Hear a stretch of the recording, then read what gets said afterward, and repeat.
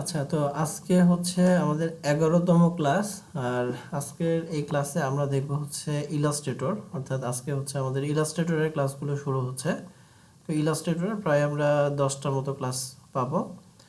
তো ফার্স্টের আমরা যেই 4টা ক্লাস আছে সেই 4টা ক্লাসে হচ্ছে বেসিক টুলস আর অপশনের যে ব্যবহারগুলো লাগবে আমাদের কাজ করতে গেলে, ডিজাইন রিলেটেড কাজ করতে গেলে, লোগো ডিজাইন বলেন বা যে কোনো ধরনের ডিজাইনের কাজ করতে গেলে আমাদের যে টুলস এবং অপশনের ব্যবহার জানা লাগবে, আমরা সেই টুলস আর অপশনের ব্যবহারগুলো 4টা ক্লাস পর্যন্ত আমরা শিখব। তার পরবর্তীতে হচ্ছে লোগো ডিজাইনের উপরে 3টা বা 4টা ক্লাস হবে। এরপরে হচ্ছে প্রজেক্ট ভিত্তিক আপনার banner design, business card design, flyer design, brochure design, এই জাতীয় যেই কাজগুলো আছে ডিজাইন রিলেটেড, সেই কাজগুলো আমরা শিখব। তো ফার্স্টে আমরা আজকে হচ্ছে শুরু করতেছি এখন 11তম ক্লাসে। প্রথমে আমরা যে বিষয়টা পাচ্ছি ইন্ট্রোডিউসিং অ্যাডোব ইলাস্ট্রেটর। ঠিক আছে, তো এইটা হচ্ছে যে Adobe Illustrator software. Adobe Illustrator software এটা সিসি ভার্সনটা এখানে ব্যবহার করছি। তো এটা সিসি 2020 যে ভার্সন সেটা। তো অ্যাডোব ইলাস্ট্রেটর সফটওয়্যার দ্বারা মূলত কি ধরনের কাজগুলো করা হয়? তো এই সফটওয়্যারটা দ্বারা মূলত হচ্ছে ডিজাইন রিলেটেড যে কোনো ধরনের কাজ আমরা করতে পারি। হ্যাঁ, আমরা যে রাস্তাঘাটে যে বড় বড় বিলবোর্ডগুলো দেখি, সাইনবোর্ড, বিলবোর্ড অনেক বড়, তারপরে ছোটোখাটো যে ডিজাইনগুলো দেখি, মানে এভরিথিং হচ্ছে আমরা ডিজাইন রিলেটেড যেটাই দেখি না কেন এগুলোর বেশিরভাগই করা হচ্ছে ইলাস্ট্রেটরে। ডিজাইনের কাজগুলো আমরা ফটোশপেও কিছু করতে পারি, তবে বড় বড় যে কাজগুলো সেগুলো হচ্ছে ইলাস্ট্রেটরে হয়ে থাকে। ঠিক আছে, ওখানে ছোটোখাটো যে কাজগুলো আছে ডিজাইন রিলেটেড, অর্থাৎ কোনো ব্যানার বা পোস্টার যদি হয় সেটা আপনার ইয়ের জন্য, অর্থাৎ সোশ্যাল মিডিয়ার জন্য বা এই জাতীয় কোনো কিছুর জন্য, সেই ক্ষেত্রে আপনার ফটোশপে করা যায়, বাট বড় বড় কাজগুলোর ক্ষেত্রে এটা ইলাস্ট্রেটরে করা হয়ে থাকে। তো এখন আমরা ইলাস্ট্রেটরে আমরা এখন একটা ডকুমেন্ট নিব। তো ডকুমেন্ট নেওয়ার জন্য ফটোশপের মতোই অনেক কিছু এখানে আমরা মিল পাবো। তো কিছু কিছু বিষয় এখানে নতুন আছে, বাট অনেক কিছু আমরা একই রকম জিনিস পাবো। তো তার মধ্যে এখানে একটা ডকুমেন্ট নেওয়ার যে সিস্টেমটা সেটা ফটোশপের মতোই, এই যে এখানে ফাইল থেকে নিউ আছে অথবা এখানে ক্রিয়েট নিউ বাটন, এখানে ক্লিক করলেও একই জিনিসে আসবে। তো আমরা এখানে ক্লিক করলাম, ক্লিক করার পরে একটা বক্স আসছে। তো ফটোশপেও কিন্তু এরকমই একটা বক্স আসছিল নিউ ডকুমেন্ট নেওয়ার জন্য। তো এখানে যে বিষয়গুলো ছিল সব কিছু একই রকম, শুধু এখানে নতুন যে বিষয়টা আছে সেটা হচ্ছে একটা বিষয় পাবো হচ্ছে আমরা নতুন, বা 2-3টা বিষয় আছে, একটা না। যেমন হচ্ছে এখানে একটা ব্লিডের বিষয় আছে, ওরিয়েন্টেশন, আর এটা হচ্ছে আর্টবোর্ড। তো এই 3টা বিষয় এখানে নতুন, আর বাকি যেগুলো আছে সবগুলো পুরনো। অর্থাৎ এই পাশে যেই নামগুলো আমরা দেখতে পাচ্ছি এগুলো মূলত হচ্ছে বিভিন্ন রেডিমেড যে সাইজগুলো আছে সেই সাইজগুলো এখানে দেওয়া থাকে ওয়েব, প্রিন্ট, মোবাইলের জন্য, ফিল্ম অ্যান্ড ভিডিও। তারপরে সেভ করে রাখলে সেভ করা ফাইলটা থাকবে। আর এখানে দেখা যাচ্ছে হচ্ছে রিসেন্ট যেই আমি যে সাইজগুলো নিয়ে কাজ করছিলাম সেই সাইজগুলো এখানে দেখাচ্ছে। তো আমরা এখান থেকে যে কোনো একটা রেডিমেড ফাইল মানে সাইজ আমরা নিয়ে নিতে পারি, যেমন A4 size, letter size, legal size, হ্যাঁ, এগুলো আমরা নিতে পারি। পাশাপাশি হচ্ছে আমাদের কাস্টম সাইজটা আমরা এখানে নিয়ে নিতে পারবো। তো এই সাইজ দেওয়ার জন্য এই পাশে হচ্ছে আবার ইউনিটসগুলো আছে। তো ফটোশপে এই ইউনিটসগুলো ছিল, এখানেও দেওয়া আছে। তো এই জিনিসগুলো আমরা জানি যে প্রিন্ট রিলেটেড কাজের জন্য আমাদের এখান থেকে ব্যবহার করতে হয় হচ্ছে পিক্সেল বাদে যেগুলো আছে সেগুলো, আর প্রিন্টের জন্য হচ্ছে সবগুলো, আর ওয়েবের জন্য হচ্ছে শুধুমাত্র একটাই ব্যবহার হয়, সেটা হচ্ছে পিক্সেল। তো আমরা যখন যে রিলেটেড কাজ করব সেই রিলেটেড হচ্ছে এখান থেকে ইউনিটটা সিলেক্ট করে নেব। আর উপরে তো নাম আমাদের প্রয়োজন মতো আমরা যে কোনো একটা নাম দিয়ে নিতে পারবো, বা প্রজেক্টের যে নামটা হবে বা কাজটা হবে সেই কাজের নামে আমরা ফাইলের নামটা করে দিব। আচ্ছা, এরপরে এখানে ওরিয়েন্টেশন আমি এখান থেকে একটু ইঞ্চি করে নিই, তাহলে বুঝতে সুবিধা হবে। তো ওরিয়েন্টেশনটা হচ্ছে যে হাইটটা বেশি থাকবে আর উইডথটা কম থাকবে। ঠিক আছে, এটাকে বলা হচ্ছে পোর্ট্রেট সাইজ। আর একটা হচ্ছে ল্যান্ডস্কেপ। ল্যান্ডস্কেপটা হচ্ছে উইডথটা বেড়ে যাবে, হাইটটা কমে আসবে। জাস্ট আপনি যেই উইথ হাইটটা এখানে নেবেন সেটা যদি এখান থেকে আপনি চেঞ্জ করতে চান তাহলে এটা চেঞ্জ করতে পারবেন। আচ্ছা, এরপরে আর্টবোর্ডটা হচ্ছে যে আমরা এখানে যেই পেজটা নিব সেই পেজটা আমরা চাইলে একাধিক পেজ একসাথে নিতে পারবো। মানে ডকুমেন্ট থাকবে একটাই, বাট ডকুমেন্টের ভিতরে পেজ থাকবে অনেকগুলো। তো সেটা যখন আমাদের প্রয়োজন হবে তখন আমরা এখানে আর্টবোর্ড 2টা বা 3টা বা যতগুলো লাগবে ততগুলো আমরা নিয়ে কাজ করতে পারবো। তো আপাতত আমার একটাই থাকুক। আর ওরিয়েন্টেশনটা আমি এখান থেকে করে নিচ্ছি হচ্ছে ল্যান্ডস্কেপ। আচ্ছা, এরপরে ব্লিডের যে বিষয়টা আছে, এখানে যে ব্লিডের জন্য 4টা অপশন দেওয়া আছে। তো ব্লিডটা আসলে কি, সেটা আমরা যখন ব্লিড রিলেটেড কাজ করতে যাব, প্রজেক্টের কাজ করতে যাব, তখন এই জিনিসটা নিয়ে আমি ডিসকাস করব। তো আপাতত এটা আমরা স্কিপ করে যাচ্ছি। আচ্ছা, আর অ্যাডভান্স অপশনের ভিতরে এখানে কালার মোড, তারপরে হচ্ছে এই রেজুলেশন, এই 2টা জিনিস আছে, অর্থাৎ সিএমওয়াইকে আর আরজিবি কালার। আমরা এটাও জানি যে কখন কোনটা নিতে হয়। আরজিবি কালারটা নিতে হয় হচ্ছে ওয়েব রিলেটেড কাজের জন্য, আর সিএমওয়াই কালারটা নিতে হয় হচ্ছে প্রিন্ট রিলেটেড কাজের জন্য। আচ্ছা, এরপরে এখানে যেটা আছে যে রেজুলেশন এখানে 3টা এখানে দিয়ে রাখছে। আমরা মন মতো এখানে মানে লিখে দিতে পারবো না, বাট ফটোশপে কিন্তু লেখার জন্য একটা বক্স ছিল বা ঘরটা ছিল। তো এখানে 3টা দেওয়া আছে, 300, 150 আর 72। তো 72টা হচ্ছে স্ক্রিনের জন্য, বা এখানে দেওয়া আছে যে স্ক্রিন অর্থাৎ ওয়েব মিডিয়ার জন্য। আর বাকি যে 2টা আছে এগুলো হচ্ছে সাধারণত প্রিন্টের জন্য ব্যবহার হয়ে থাকে। আর এরপরে প্রিভিউ মোড, এটা আমরা ডিফল্টে রাখবো, এটা চেঞ্জ করার দরকার নেই। তো অ্যাডভান্সের যে বিষয়টা সেটা হচ্ছে আমাদের এখান থেকে আমরা যদি যেই পেজটা সিলেক্ট করব ওইটার রিলেটেড কাস্টম এটা হয়ে যাবে, অর্থাৎ ডিফল্টভাবে এটা হয়ে যাবে। যেমন আমি যদি A4টা নিই, A4 এর জন্য হচ্ছে সিএমওয়াইকে আর 300, বাট আমরা যদি ওয়েবের কোনো একটা সাইজ নেই তাহলে আবার এখানে এটা 8GB হয়ে যাচ্ছে এবং 72 হয়ে যাচ্ছে। এটা অটো করে দেওয়া আছে, অর্থাৎ আমরা যেই পেজটা সিলেক্ট করব ওইটার সাথে এই জিনিসটাও চেঞ্জ হয়ে যাবে। বাট তারপরে যদি আমরা আমাদের মতো করে আবার নিতে চাই সেটাও করা যাচ্ছে। তো আমি এখানে যা আছে তাই নিলাম, শুধু এখানে ল্যান্ডস্কেপ সাইজটা করে নিচ্ছি। তো এই ছিল হচ্ছে নিউ ডকুমেন্ট নেওয়ার যে বিষয়গুলো সেটা। এখন আমরা ক্রিয়েটে ক্লিক করলে একটা আর্টবোর্ড চলে আসবে। তো এই যে কালো কালারের যে বক্সটা আছে এটাই হচ্ছে আমাদের আর্টবোর্ড। তো ফটোশপে আমরা যখন একটা ডকুমেন্ট নিতাম সেখানেও সাদা কালারের একটা পেজ আসতো। ফটোশপে সেই পেজটাকে বলা হয় হচ্ছে ক্যানভাস, ঠিক আছে? সেখানে এটাকে বলা হতো ক্যানভাস। আর ইলাস্ট্রেটরে যেই সাদা পেজটা আসছে এটাকে বলা হচ্ছে মূলত আর্টবোর্ড। তো আর্টবোর্ডটা কেন? আর্টবোর্ডটা এর কারণে যে এখানে এই কালো দাগের বাহিরেও যে জায়গাগুলো আছে সেটা আমরা ব্যবহার করতে পারি আমাদের কাজ করার সময়। বাট ফটোশপে কিন্তু কাজ করার সময় আমরা এই যে সাদা পেজের বাইরে যদি কোনো কিছু আমাদের চলে যেত সেটা আমরা দেখতে পাইতাম না, বা সেখানে কাজ করার কোনো সুযোগ ছিল না। বাট এইখানে এই কালো জায়গার বাইরেও পুরো জায়গাটা জুড়ে আমরা কাজ করতে পারবো। তো আপনাদেরটা কিন্তু সাধারণত সাদার বাইরে এই কালারটা আসবে না। তো এই কালারটা আমি সাদা নিয়ে আসছি, আমি একটু ডিফল্ট কালারটা নিয়ে আসতেছি।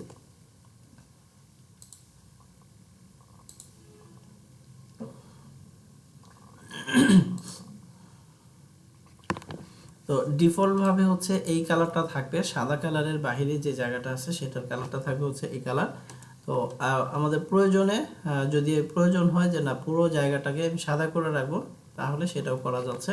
তো আমি একবার দেখাই দিই কোথায় থেকে আমি জিনিসটাকে নিয়ে আসলাম। এটার জন্য হচ্ছে শর্টকাট কি হচ্ছে কন্ট্রোল কে দিলে এই যে প্রেফারেন্সটা আসবে, এখানে বিভিন্ন ধরনের সেটিংস পাওয়া যায়। তো এখান থেকে ইউজার ইন্টারফেস, এখানে এসে এই যে ক্যানভাস কালার আর একটা হচ্ছে হোয়াইট, ঠিক আছে? ক্যানভাস কালারের ভিতরে যে ম্যাচ ইউজার ইন্টারফেস ব্রাইটনেস, অর্থাৎ এই আশেপাশের কালারের সাথে ম্যাচিং হবে, আরেকটা হচ্ছে হোয়াইট কালার। তো আমরা যদি ম্যাচটা দিই তাহলে হচ্ছে এই কালারটা আসবে, মানে এইটাই ডিফল্টভাবে থাকবে।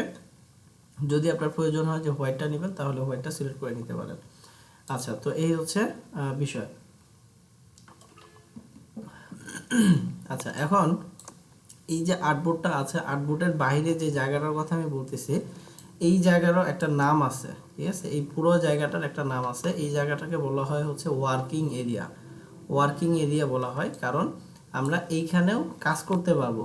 অর্থাৎ আমাদের ওয়ার্কিংয়ের এরিয়াটা হচ্ছে এই পুরাটাই, এই পুরা জায়গাটা জুড়ে আমরা কাজ করতে পারবো। শুধুমাত্র এই আর্টবোর্ডে যে কাজ করতে পারবো তা না, পুরাটাই কাজ করা যাবে। এই জন্য এটাকে বলা হচ্ছে ওয়ার্কিং এরিয়া, ঠিক আছে? তো এখন আমরা আমাদের পরের যে বিষয়টা আছে সেটা দেখি। যেমন নিউ ডকুমেন্ট আমরা নিলাম, এটা ফটোশপের সাথে অনেকটাই মিল আছে।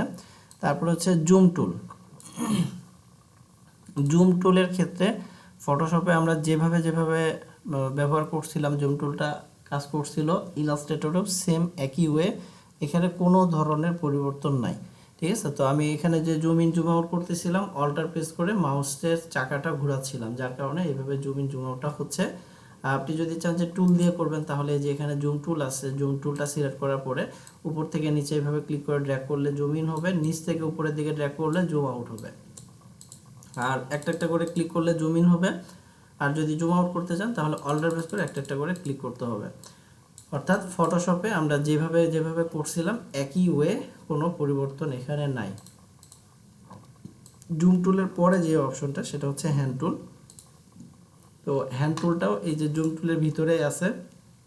হ্যান্ড টুলের কাজটাও ফটোশপে আমরা যেভাবে দেখে আসছি এখানেও সেম, কোনো ধরনের পরিবর্তন পাওয়া যাবে না। অর্থাৎ হ্যান্ড টুল দিয়ে কী কাজ করা হতো, এই যে পেজটাকে এভাবে মুভ করা যেত। ঠিক আছে, পেজটা যখন জুম ইন অবস্থায় থাকতো তখন আমরা পেজটাকে এভাবে মুভ করতে পারতাম। তবে এখানে ফটোশপ আর ইলাস্ট্রেটরের মধ্যে একটাই পার্থক্য পাওয়া যায়, সেটা হচ্ছে যে ফটোশপে যখন পেজটা আমাদের এই চারদিকে যে জায়গা আছে এর ভিতরে যখন থাকতো তখন কিন্তু হ্যান্ড টুলটাতে আমরা পেজটাকে মুভ করতে পারতাম না, কারণ ওইটা ছিল হচ্ছে ক্যানভাস। বাট এইখানে এটা এই আর্টবোর্ডটাকে মুভ করা যাচ্ছে, কারণ আমাদের এই পুরা জায়গাটাই হচ্ছে ওয়ার্কিং এরিয়া, পুরা জায়গাতেই আমরা কাজ করতে পারবো, যার কারণে এটা ছোট থাকলেও, মানে এর ভিতরে থাকলেও এটাকে আমরা হ্যান্ড টুল দিয়ে মুভ করতে পারছি। বাট ফটোশপে যেটা করা লাগতো যে এটাকে জুম করা লাগতো, মানে জুম যখন হতো তখন এটা শুধুমাত্র কাজ করতো। ঠিক আছে, জুম না করলে এটা কাজ করতো না, বাট এখানে কাজ করবে। আর এটার যে শর্টকাট কিটা ফটোশপে আমরা ব্যবহার করছিলাম সেটা ছিল হচ্ছে স্পেস বার।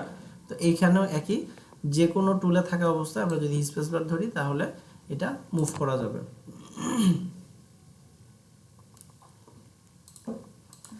আচ্ছা, এতটুকু কি বুঝতে পারছেন সবাই? জি ভাই। আচ্ছা, জি ভাই। ওকে। আচ্ছা, আরেকটা বিষয় হচ্ছে যে ফটোশপেও কিন্তু আমরা এইরকমই একটা ইন্টারফেস দেখছিলাম, যেমন হচ্ছে বাম পাশে হচ্ছে টুলস বার, তারপরে ডান দিকে যেই প্যালেটগুলো আছে এগুলো হচ্ছে উইন্ডো ভিতরে থাকে। আর এগুলো কাজের সুবিধার্থে এক এক সময় এক একটা জিনিস আমাদের ব্যবহার করতে হয়। তবে এখানে মজার বিষয়টা হচ্ছে যে ফটোশপে আমাদের লেয়ার নিয়ে খুব ঝামেলা করতে হতো, অর্থাৎ ফটোশপে লেয়ার প্যালেটের গুরুত্ব অনেক বেশি ছিল, ইলাস্ট্রেটরে লেয়ার প্যালেটের গুরুত্ব খুবই কম। অর্থাৎ লেয়ার প্যালেটটা আমরা যদি সামনে নাও রাখি কোনো সমস্যা নেই, আমরা লেয়ার প্যালেট ছাড়াই কাজ করতে পারবো। ঠিক আছে, এখানে প্রত্যেকটা অবজেক্টের জন্য আলাদা আলাদা লেয়ার তৈরি হয়ে যায়, যার কারণে আলাদা করে লেয়ার নিয়ে নিয়ে কাজ করার তেমন একটা দরকার নাই। তো এই হচ্ছে মোটামুটি একটা বিষয়। এখন আমরা পরের যে বিষয়টা আছে সেটা একটু দেখি, আনডু রিডু। ফটোশপে আনডু রিডুর যেই শর্টকাট কিগুলো ছিল এখানেও একই শর্টকাট কি, কোনো পরিবর্তন নাই। অর্থাৎ কন্ট্রোল জেড এবং কন্ট্রোল শিফট জেড। কন্ট্রোল জেডটা হচ্ছে আনডু আর কন্ট্রোল শিফট যেটা হচ্ছে রিডু। ঠিক আছে, এটাও আমরা দেখে নিলাম, কারণ ফটোশপের সাথে একেবারে 100% এটা মিল আছে, কোনো ধরনের পরিবর্তন নাই। তবে আগের যে ভার্সনগুলো আছে সেটার সাথে কিছুটা অমিল, কারণ আগের ভার্সনগুলোতে আনডু করার জন্য, আগের ভার্সনে আনডু করার জন্য আমাদেরকে যেটা করতে হতো, অর্থাৎ CS6 যদি ইউজ করেন সেক্ষেত্রে কন্ট্রোল অল্টার জেড দিয়ে আনডু করতে হতো, আর কন্ট্রোল শিফট জেড দিয়ে হচ্ছে রিডু। বাট ইলাস্ট্রেটরে মানে এটার আগের ভার্সনেও কন্ট্রোল জেড দিয়ে হচ্ছে আনডু, কন্ট্রোল শিফট জেড দিয়ে হচ্ছে রিডু। ঠিক আছে, তো কন্ট্রোল জেড এবং কন্ট্রোল শিফট জেড দিয়ে আমরা আনডু রিডুর কাজটাও করে ফেলতে পারবো। আচ্ছা, এখন আমরা দেখব হচ্ছে শেপ টুলের ব্যবহারটা। তো এখানে যে টুলসগুলো আছে এই টুলসগুলোর প্রত্যেকটারই আলাদা আলাদা নাম আছে। ফটোশপে আমরা দেখছিলাম যেমন প্রত্যেকটার উপরে মাউসটা রাখলে এটার নামটা কি সেটা দেখা যায়, এবং এই যে ছোট ছোট অ্যারো আছে এই অ্যারোর মানেটা হচ্ছে যে ভিতরে আরও কিছু টুলস আছে সেটা বোঝানো। ঠিক আছে, তো আমরা এখন যে টুলটা দেখব সেটা হচ্ছে যে এখান থেকে শেপ টুলটা 3 নাম্বার লাইনে যেটা সে প্রথমে আছে সেটা। তো এখানে যে এই অ্যারোটা আছে, এই অ্যারোর মানে হচ্ছে ভিতরে আর কিছু টুলস আছে। তো আমরা এই ভিতরের টুলসটা দেখার জন্য রাইট মাউস ক্লিক করব। রাইট মাউস ক্লিক করলে ভিতরের টুলসগুলো সহ বের হয়ে আসবে।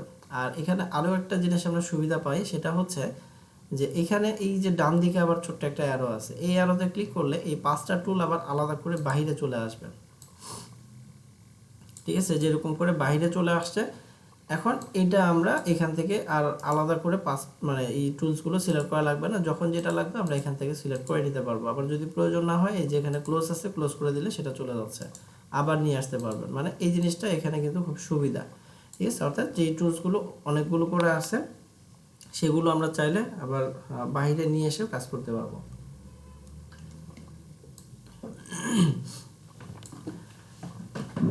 আচ্ছা, তো ফার্স্টে যে টুলটা আছে এটা হচ্ছে রেক্টেঙ্গেল টুল। রেক্টেঙ্গেল টুলটার কাজটা কি সেটা আমরা ফটোশপে দেখে আসছি। যেমন রেক্টেঙ্গেল টুল দিয়ে হচ্ছে আমরা রেক্টেঙ্গেল শেপ তৈরি করতে পারি।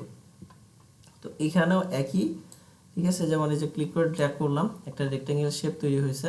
এটা একই, মানে ফটোশপে যেভাবে করে আসছেন সেম একই ওয়ে, ঠিক আছে। তো যেভাবে টানবেন সেভাবে হবে। যদি স্কোয়ার করতে চাই তাহলে শিফট প্রেস করে ক্লিক করলে স্কোয়ার হবে। ফটোশপে এই নিয়মটা ছিল, ইলাস্ট্রেটরেও একই নিয়ম, ঠিক আছে, কোনো পরিবর্তন আমরা পাচ্ছি না। আচ্ছা, এরপরে পরের যেটা আছে এটা হচ্ছে ইলিপস টুল, অর্থাৎ সার্কেল শেপগুলো তৈরি করবে এটা। তো এই ক্ষেত্রেও যদি আমরা শিফট প্রেস করি তাহলে একেবারে পুরোপুরি একটা সার্কেল করবে। শিফট ছাড়া যদি আমরা করি তাহলে এই যে যেভাবে আমরা ক্লিক করে ড্র্যাগ করব ওই রকমই একটা ইলিপস তৈরি হবে।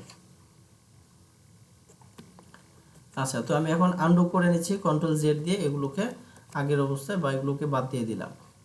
আচ্ছা, এরপরে পলিগন টুল। পলিগন টুলটাও আমরা ব্যবহার করে আসছিলাম। যেমন হচ্ছে ক্লিক করে ড্র্যাগ করলাম, পলিগন আকারে এই শেপটা তৈরি হয়ে গেল।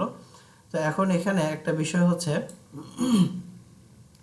ফটোশপে আমরা যখন পলিগন টুলটা তৈরি করছিলাম তখন কন্ট্রোল বারে কয়টা সাইড হবে সেটা দেওয়ার একটা ঘর ছিল বা অপশন ছিল। বাট ইলাস্ট্রেটরে এখানে এই যে পলিগন টুলটা দিয়ে আমরা যখন পলিগন শেপটা করলাম তখন কিন্তু আলাদা কোনো অপশন পাচ্ছি না যে আমার এখন সাইড আছে হচ্ছে 6টা, আমি চাচ্ছি 7টা করব বা 5টা করব, এই অপশন কিন্তু এখানে দেওয়া নাই। তো এইটা আমরা কিভাবে করতে পারি বা সাইডগুলো কম বেশি করব কিভাবে, এটার একটা সুন্দর একটা সুবিধাজনক একটা ব্যবহার এখানে দেওয়া আছে। আর তা হলো এই আপ অ্যারো এবং ডাউন অ্যারো। অর্থাৎ আমি যখন ক্লিক করে ধরে আসি এই অবস্থায় আমি যদি আপ অ্যারো দিই তাহলে সাইডের সংখ্যা বাড়তে থাকবে, ঠিক আছে। সাইডের সংখ্যা এভাবে বাড়তে থাকবে। এখনও ক্লিকটা ছেড়ে দিইনি, ক্লিক ছেড়ে দিলে কিন্তু আবার এটা কাজ করবে না, তখন এটা আবার উপরের দিকে চলে যাবে। তো ক্লিকটা ধরে রাখা অবস্থায়, মানে একটা ক্লিক করে আমি এখনও ধরে আছি, এই অবস্থায় আপ অ্যারো ডাউন অ্যারো দিলে এই জিনিসটা কাজ করবে। তো দেখেন এখন ডাউন অ্যারো দিয়ে আমি কমায় ফেললাম, এবং যদি আরও কম চাই 5টা তাহলে 5টা, 4টা করলে 4টা, আর লাস্ট হচ্ছে 3টার নিচে আর যাবে না। অর্থাৎ একটা শেপ দিয়ে আমরা ট্রায়াঙ্গেল করতে পারছি, আবার এই ধরনের পলিগনও করতে পারছি, ঠিক আছে। আর অনেক বেশি যদি আমরা সাইড তৈরি করি তাহলে এটা কিন্তু দেখতে সার্কেলের মতো দেখা যাবে, একেবারে এটা গোল হয়ে গেল।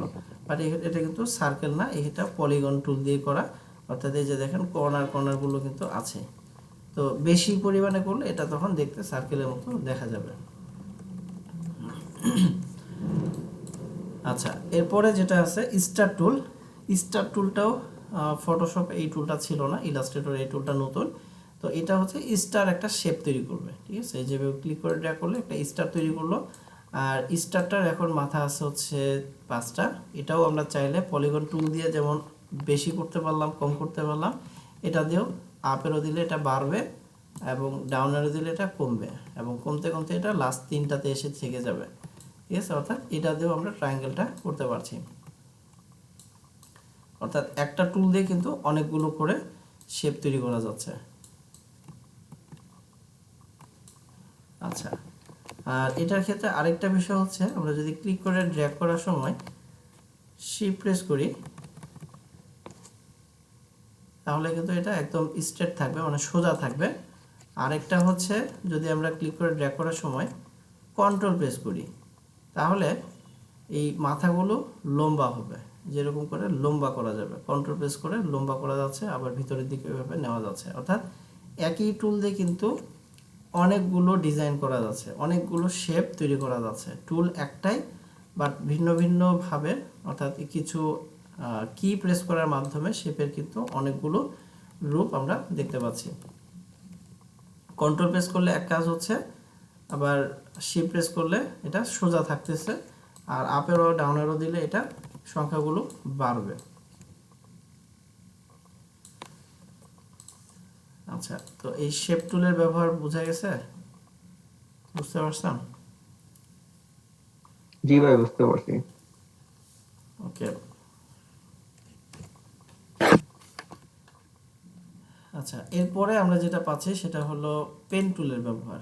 ঠিক আছে, এই যে শেপ টুলের সাথে আছে হচ্ছে পেন টুল। পেন টুলটা হচ্ছে এই যে শেপ টুলের উপরে আছে হচ্ছে পেন টুল, এবং পেন টুলটার ভিতরে আমরা দেখতে পাচ্ছি হচ্ছে এখানে মাত্র দুইটা টুল দেওয়া আছে। আমি এই টুল দুইটাও বাহিরে নিয়ে আসলাম। তো ফটোশপে আমরা যে পেন টুলটা ব্যবহার করে আসছি, ইলাস্ট্রেটরে একই পেন টুল, কোনো পার্থক্য আমরা পাবো না, মানে মেজর কোনো পার্থক্য নাই, সামান্য দু একটা পার্থক্য আছে, বাট মানে খুব বেশি পার্থক্য নাই। ঠিক আছে, অর্থাৎ একই রকমই ফটোশপ আর ইলাস্ট্রেটরের পেন টুলের মধ্যে। তো আমরা এটা ব্যবহার আগে যেরকম করছিলাম, যেমন একটা করে ক্লিক করলে অ্যাঙ্কর পয়েন্ট তৈরি হয়, এখানেও সেম অ্যাঙ্কর পয়েন্ট তৈরি হচ্ছে। আবার ক্লিক করে যদি ড্র্যাগ করি সেক্ষেত্রে হচ্ছে কার্ভ অ্যাঙ্কর পয়েন্ট তৈরি হচ্ছে, বা রাউন্ড একটা সার্কেল তৈরি হচ্ছে ওই জায়গাটা। তো এখানেও সেম একইভাবে রাউন্ড হচ্ছে।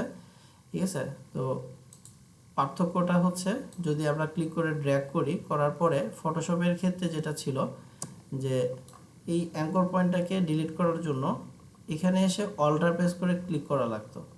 ঠিক আছে, তো এইখানে আর সেটা লাগবে না, অর্থাৎ এখানে আমি অল্টার ধরি নাই, কিছুই ধরি নাই, জাস্ট এখানে এসে যদি ক্লিক করি তাহলে এটা ডিলিট হয়ে গেল, মানে এই অ্যাঙ্কর পয়েন্টটা চলে গেছে। এই একটা জিনিস আমরা একটু সুবিধা পাচ্ছি, অর্থাৎ অল্টার ছাড়াই আমরা এটাকে কেটে দিতে পারতেছি। আর এছাড়া বাকি ফটোশপে যেভাবে আমরা পেন টুল দিয়ে পাথ করছিলাম, এখানেও একই ওয়ে। ঠিক আছে, একইভাবে আমরা এখানেও পেন টুল দিয়ে পাথ করতে পারছি, যেভাবে আপনার ইচ্ছা সেভাবে পেন টুল দিয়ে পাথটা তৈরি করতে পারবেন।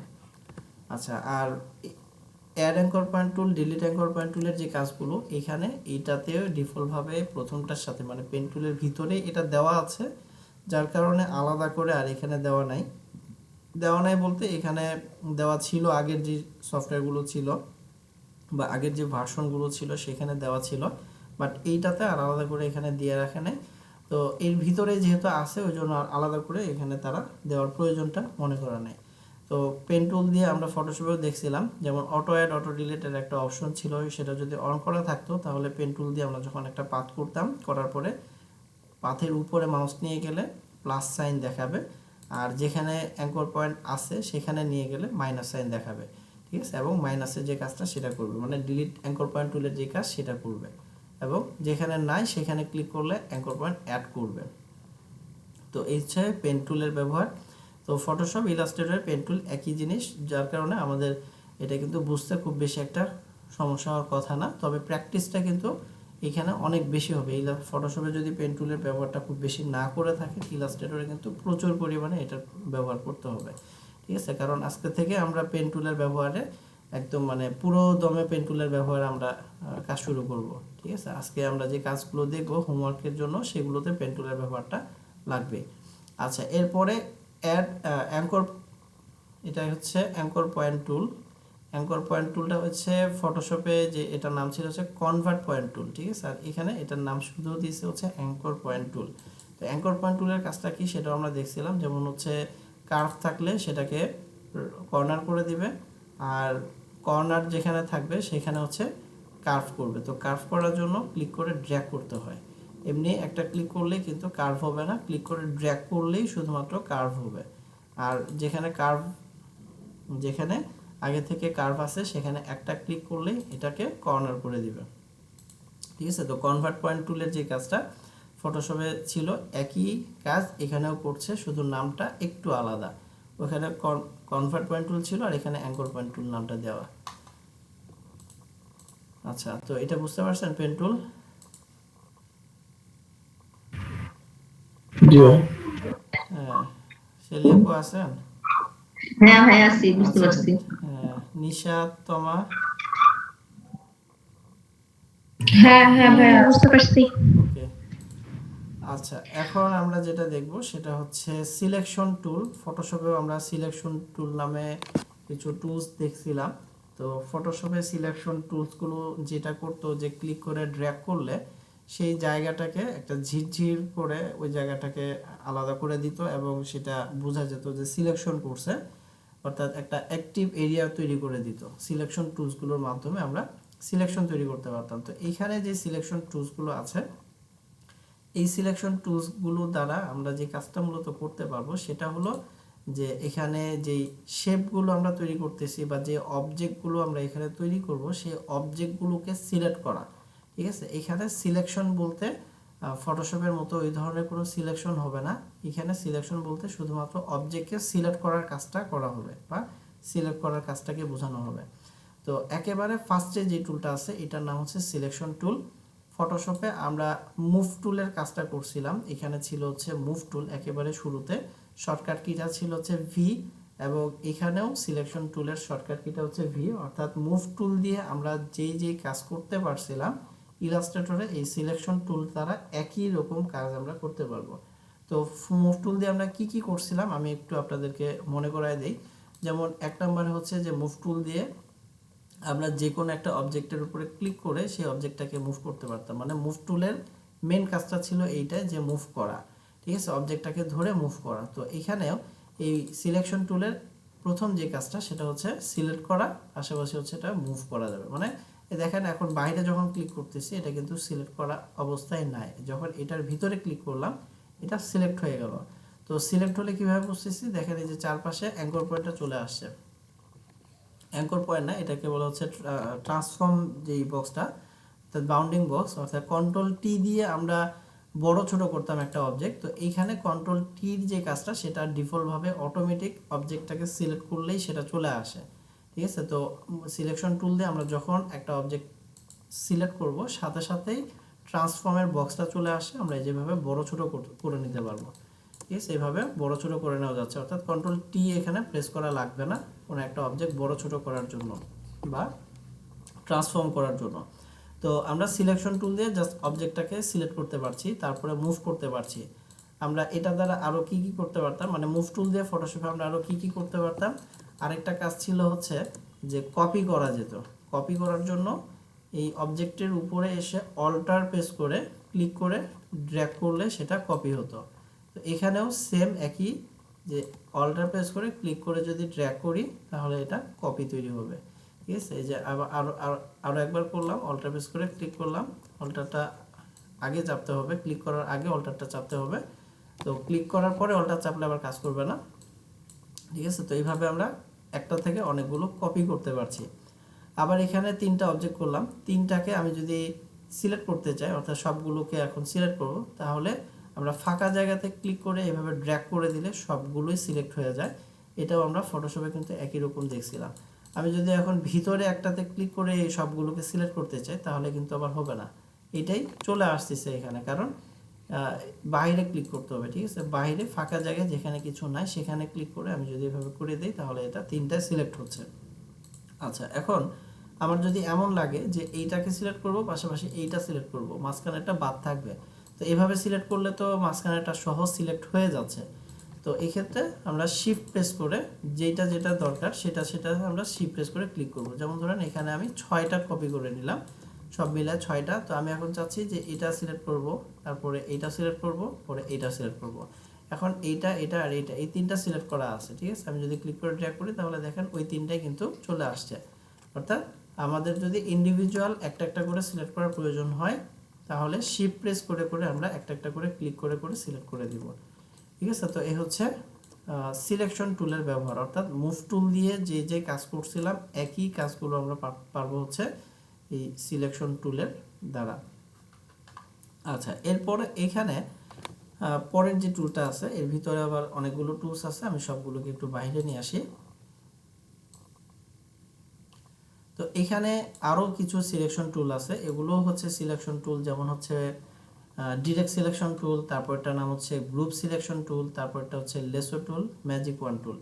তো ডিরেক্ট সিলেকশন টুল ফটোশপেও ছিল, ফটোশপে হচ্ছে পাথ সিলেকশন টুল এবং ডিরেক্ট সিলেকশন টুল পেন টুলের নিচে ছিল বা পেন টুলের পাশেই ছিল এই দুইটা টুল, সিলেকশন পাথ সিলেকশন টুল আর একটা হচ্ছে ডিরেক্ট সিলেকশন টুল। তো সেখানে পাথ সিলেকশন টুলের কাজটা ছিল হচ্ছে শুধুমাত্র পাথটাকে সিলেক্ট করা, আর ডিরেক্ট সিলেকশন টুলের কাজটা ছিল হচ্ছে অবজেক্টের যে অ্যাঙ্কর পয়েন্টগুলো থাকে, অর্থাৎ একটা পাথ করার পরে যে অ্যাঙ্কর পয়েন্টগুলো থাকে সেই অ্যাঙ্কর পয়েন্টগুলোকে ধরে এডিট করা বা সেই অ্যাঙ্কর পয়েন্টগুলোকে ধরে কাজ করা। তো এইখানে ডিরেক্ট সিলেকশন টুলটা একই ব্যবহার ফটোশপের মতো, অর্থাৎ ফটোশপে যেভাবে কাজ করছে এখানেও একই।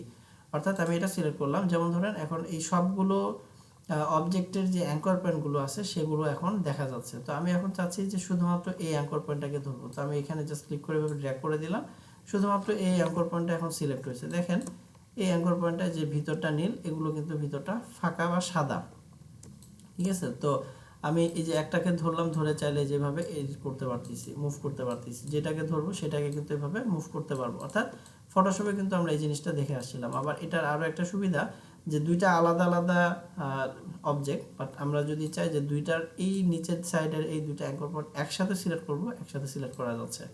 যেভাবে দুইটাকে একসাথে সিলেক্ট করে নিলাম, নেওয়ার পরে যদি এইভাবে ক্লিক করে ড্র্যাগ করে দিই, দুইটা একসাথেই কাজ করতেছে। ওকে, তারপরে আবার যদি এমন চাই যে এই অ্যাঙ্কর পয়েন্ট ধরবো এবং এই অ্যাঙ্কর পয়েন্ট ধরবো, তাহলে একটু আগে আমি সিলেকশন টুল দিয়ে কাজটা করে দেখালাম যে আলাদা আলাদা যদি আমাদের শেপ ধরার দরকার হয় বা অবজেক্টগুলো ধরার দরকার হয়, তাহলে আমরা কিভাবে ধরতেছি, শিফট প্রেস করে। তো এখানেও একই কথা, যদি আমার আলাদা আলাদা মানে অ্যাঙ্কর পয়েন্ট ধরার প্রয়োজন হয় ইন্ডিভিজুয়াল আলাদা আলাদা করে, তাহলে আমরা শিফট প্রেস করে করে সেটা ধরবো। মানে শিফট প্রেস করে আমি এখানে একটা ক্লিক করলাম, তারপরে এখানে একটা ক্লিক করলাম, তাহলে এই অ্যাঙ্কর পয়েন্ট এবং এই অ্যাঙ্কর পয়েন্টটা সিলেক্ট হয়েছে। যেমন এই যে এখন ক্লিক করে ড্র্যাগ করলে শুধুমাত্র ওই দুইটা, বাকি দুইটা কিন্তু স্থির আছে, ওই দুইটা কিন্তু নড়াচড়া করতেছে না, কারণ ওই দুইটা আমি সিলেক্ট করি নাই, ঠিক আছে। তো এরকমভাবে আমরা যেমন এটার একটা করলাম, এখানে আরেকটা করলাম, এটার আরেকটা করলাম, হ্যাঁ, সবগুলোর আলাদা আলাদা এভাবে করলাম। করার পরে আমি যে কোনো একটাকে ধরে যদি এখন মুভ করি, তাহলে এই যে যে অ্যাঙ্কর পয়েন্টগুলো আমি সিলেক্ট করছি সেই অ্যাঙ্কর পয়েন্টগুলোই শুধুমাত্র মুভ করবে বা সেই অ্যাঙ্কর পয়েন্টগুলোই শুধুমাত্র কাজ করবে, ঠিক আছে। অর্থাৎ আমরা আলাদা আলাদা করে যদি অ্যাঙ্কর পয়েন্ট ধরতে চাই, তাহলে হচ্ছে এই ডিরেক্ট সিলেকশন টুলটাতে আমরা ধরে নিতে পারছি। আর ডিরেক্ট সিলেকশন টুলের যে কাজটা আগের মতোই, অর্থাৎ অ্যাঙ্কর পয়েন্টটা সিলেক্ট করার পাশাপাশি অ্যাঙ্কর পয়েন্টটাকে আমরা ইচ্ছে মতো এডিট করতে পারবো, অর্থাৎ যেদিকে নিয়ে যাব সেই দিকে অ্যাঙ্কর পয়েন্টটা যাবে। আচ্ছা, তো এখন আমি এই সবগুলোকে সিলেক্ট করে ডিলিট দিব। তো সবগুলোকে সিলেক্ট করে যদি ডিলিট দিই, তাহলে সবগুলো একসাথে ডিলিট হয়ে যাবে, ঠিক আছে। তো অবজেক্ট ডিলিট করার জন্য আমরা সবগুলোকে সিলেক্ট করে আমরা ডিলিট প্রেস করার মাধ্যমে ডিলিট করে দিব।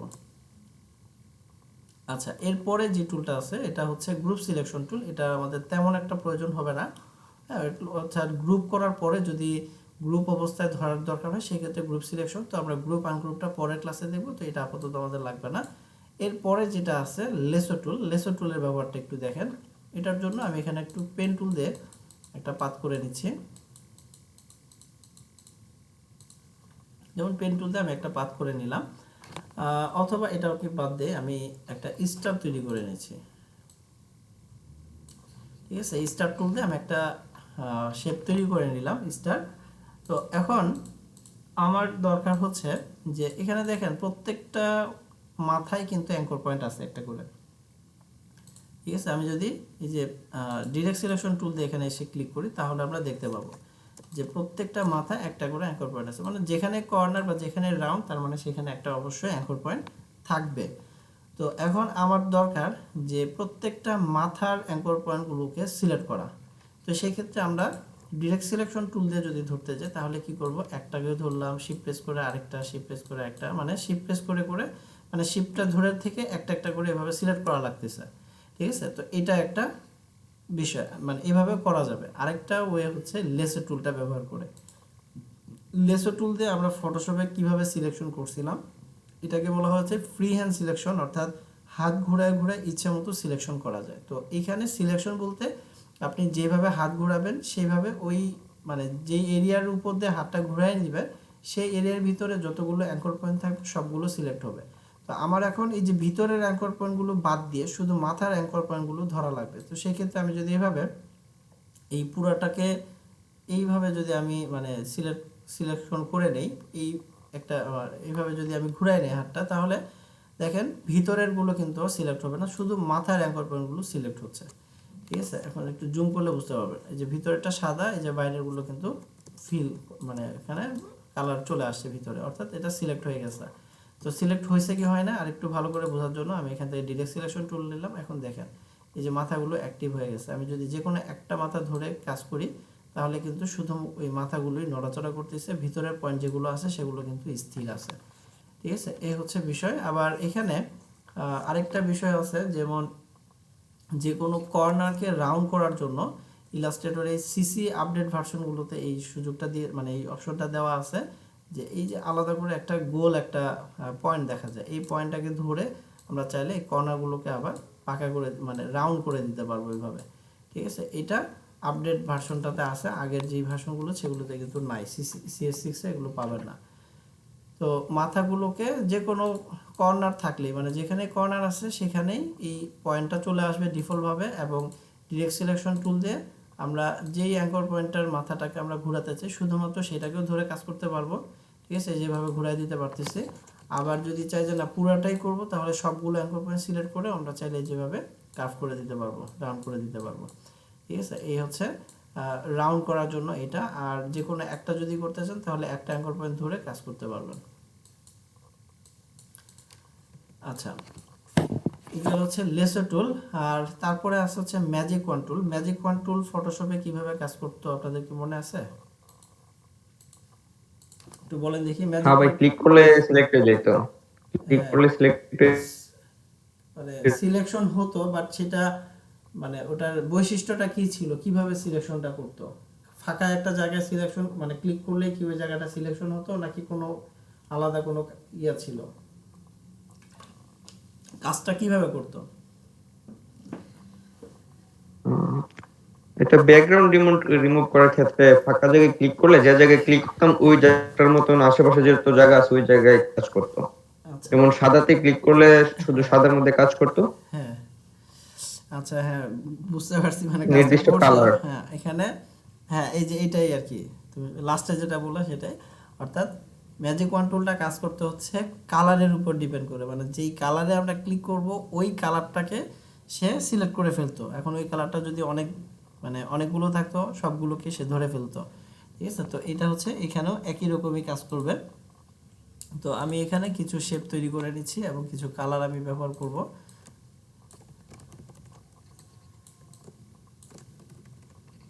আচ্ছা, তো এটা কিভাবে কি করলাম সেগুলো পরে আমরা শিখবো। আজকে যতটুকু আছে সেটাই আমরা দেখি এখন।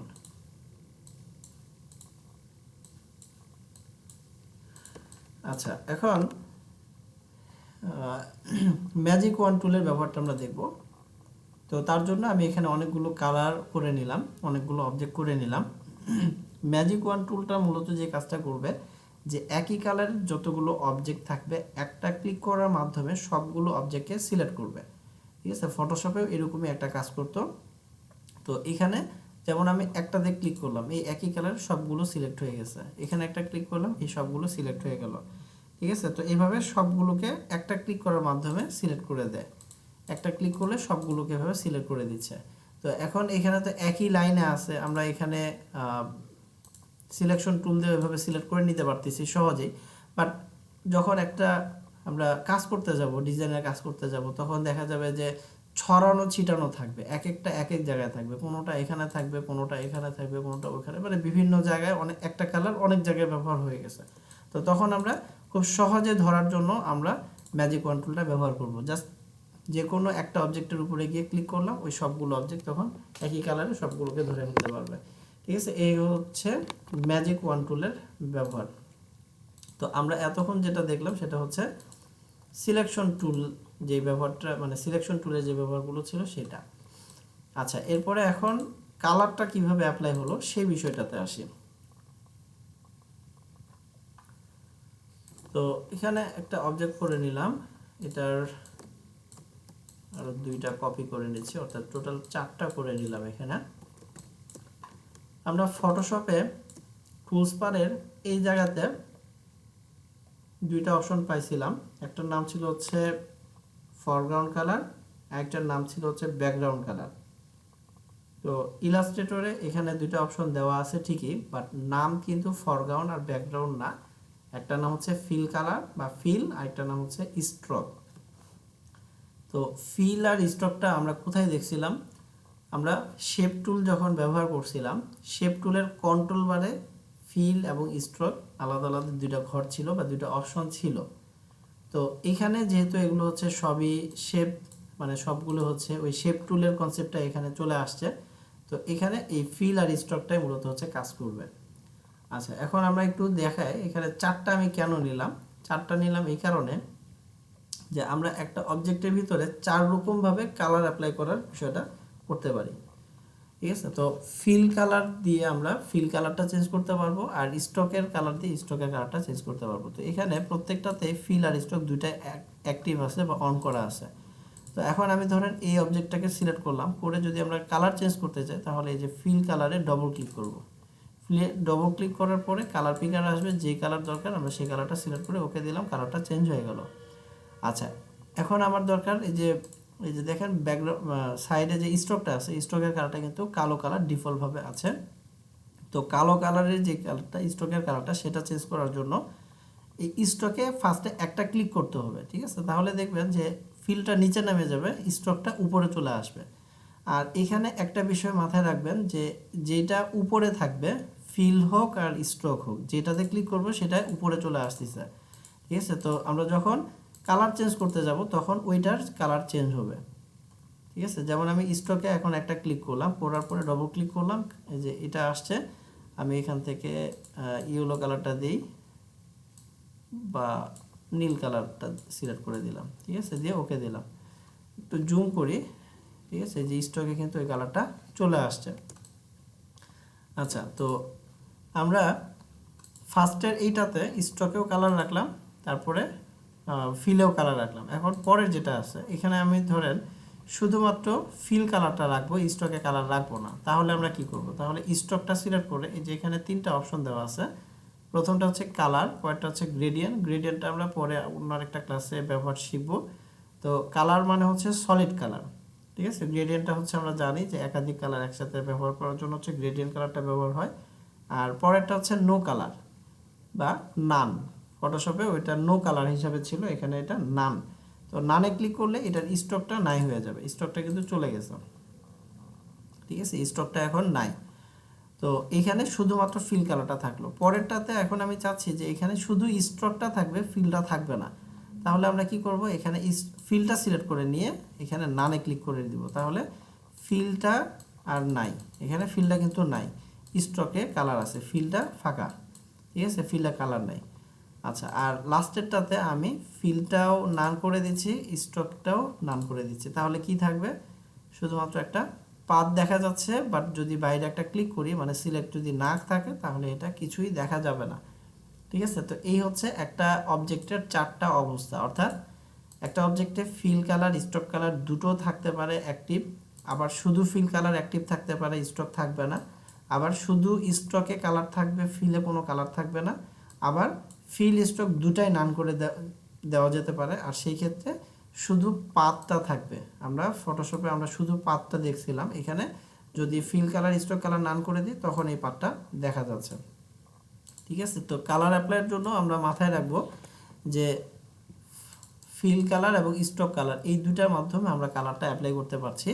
তো যখন যেটাতে কালার দরকার সেটা ফার্স্টে আমরা উপরে নিয়ে আসবো, বা একটা ক্লিক করলে সেটা সিলেক্ট হলো, তারপরে ডবল ক্লিক করার পরে আমরা কালার পিকার থেকে কালারটা দিতে পারবো। আবার আরেকটা মাধ্যম আছে, সেটা হচ্ছে যে কালার নামে যেই প্যালেটটা আছে, এটা উইন্ডো মেনুর ভিতরে গেলে যে এখানে পাবেন কালার। তো এই কালারে ক্লিক করার পরে এই যে এই প্যালেটটা আসবে, এখান থেকেও আমরা কালারটা অ্যাপ্লাই করতে পারবো। তো এখান থেকে অ্যাপ্লাই করলে ফিলে আসবে না স্টকে আসবে, এখানে উপরে যেটা থাকবে বা সিলেক্টেড যেটা থাকবে সেইটাতে কালার আসবে। তো এখন উপরে আছে কোনটা, ফিল। তো আমি যদি এখন ক্লিক করি তাহলে ফিলে কালার আসবে। আমি আবার আনডু করে নিলাম, তারপর আমি এখানে স্টকটা সিলেক্ট করলাম, এখন আমি যদি ক্লিক করি তাহলে কালার আসবে হচ্ছে স্ট্রোকে। ঠিক আছে, তো কালার অ্যাপ্লাইয়ের জন্য এই জিনিসটা একটু খেয়াল রাখবেন যে আপনার যখন যেটা দরকার, স্টকে কালার দরকার হলে স্টকটা সিলেক্ট করে তারপরে কালার প্যালেট থেকেও কালার দিতে পারেন, আবার এখানে ডবল ক্লিক করেও কালারটা দিতে পারেন। ঠিক আছে, আবার ফিল্ডে যদি লাগে ফিল্ডটা সিলেক্ট করে এখান থেকেও দিতে পারবো, পাশাপাশি এখানে ডবল ক্লিক করার মাধ্যমেও কালার আমরা দিতে পারবো। আবার যেটাতে দরকার নেই, ফিলে যদি না দরকার হয় তাহলে এটা ফিল সিলেক্ট করে নান, স্টকে যদি না দরকার হয় তাহলে স্টকটা সিলেক্ট করে নান, তাহলে স্টকের কালারটা থাকবে না। কালার অ্যাপ্লাইয়ের বিষয়টা বোঝা গেছে? একটু জটিল মনে হচ্ছে হয়তো বা আপনাদের কাছে, বাট এটা প্র্যাকটিস করলে জিনিসটা সহজ হয়ে যাবে। বুঝতে পারছেন এটা নাকি আরো কি বুঝাবো? না ভাই, বুঝতে পারছি। ওকে। বুঝতে পারছি ভাইয়া, সমস্যা নাই। কিন্তু ভাইয়া যে স্ট্রোকটা ওটা যদি একটু মোটা করে দিতে চাই তাহলে কি দেওয়া যাবে?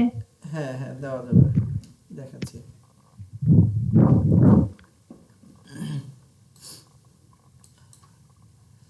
আচ্ছা, তো স্ট্রোক যদি আমরা মোটা করতে চাই তাহলে আলাদা একটা স্ট্রোকের একটা প্যালেট পাওয়া যায়, ঠিক আছে, যে এখানে আছে স্ট্রোক। তো এইটাতে আমরা এই যে এখান থেকে হাই উইথটা আমরা বাড়াই দিতে পারি, ঠিক আছে, যত মোটা করে দিব তত বাড়বে। তো এটার ভিতরে আরো কিছু অপশন আছে, আমরা যদি শো অপশনে দিই অনেকগুলো অপশন আছে, এগুলো আমরা অন্য আরেকটা ক্লাসে আমরা দেখব। তো আপাতত শুধু স্ট্রোকের সাইজটা যদি বাড়াতে চান তাহলে স্ট্রোকের প্যানেল থেকে এটা বাড়াই দিতে পারবেন।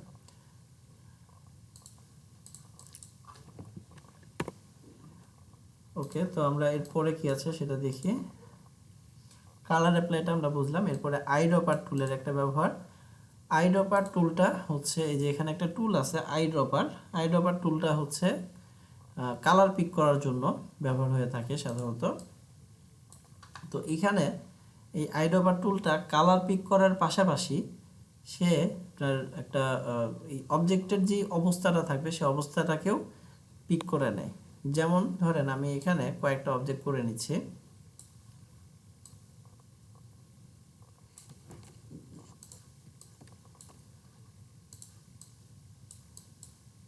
আচ্ছা, তো এখানে আমি স্ট্রোকের কালারটা রাখলাম না, এইটাতে আমি স্ট্রোকের কালারটা রাখলাম এবং স্ট্রোকের কালারটা অন্য একটা কালার আমি চেঞ্জ করে দিচ্ছি, ঠিক আছে, এবং ফিল কালারটা আমি অন্য একটা কালার দিয়ে চেঞ্জ করে দিলাম। আচ্ছা, এখন ধরেন এখানে এটা থাকলো না, তারপরে এটা যা আছে তাই থাকুক। এখন এটা ধরেন অন্য আরেকটা কালার আমি দিয়ে রাখলাম। তো এই যে এই অবজেক্টটা সিলেক্ট করলাম, করার পর আমি এখন চাচ্ছি বা এটার আরেকটা কপি একটু করে নেই।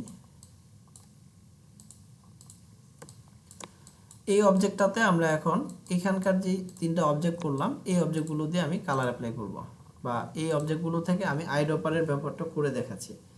যেমন এখানে প্রত্যেকটাতেই আলাদা আলাদা অবস্থা তৈরি করা, যেমন এখানে শুধু স্ট্রোকে কালার দেওয়া, এটাতে শুধু ফিলে কালার দেওয়া, এবং এটাতে স্ট্রোক ফিল দুটোতে কালার দেওয়া, এবং স্ট্রোকটা এটাতে মোটা করা আছে।